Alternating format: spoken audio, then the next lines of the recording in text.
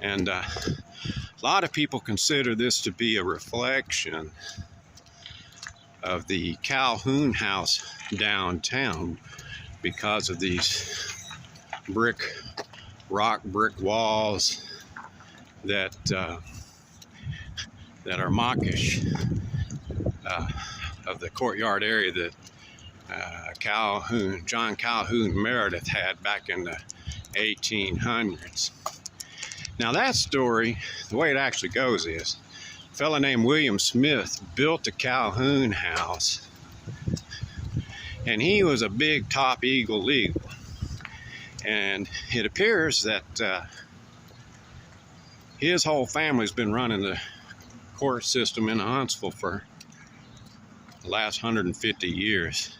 His family still has hooks in the circuit court and the district court.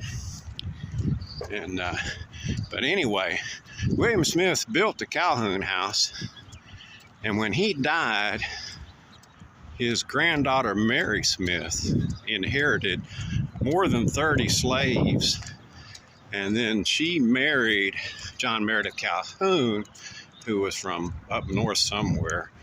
And but John Meredith Calhoun was a prolific slave trader.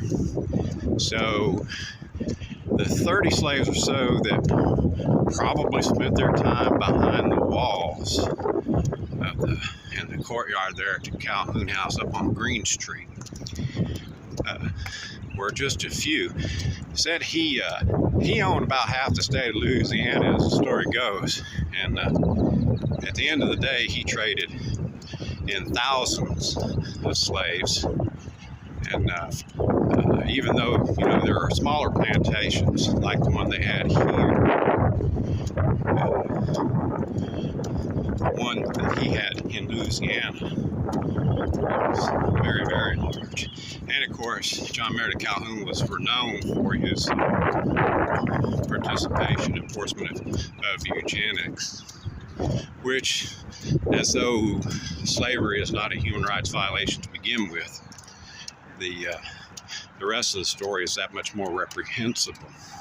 Now, it's been discussed, and they'll argue about whether or not this facade is intentionally a reflection of the Calhoun house courtyard.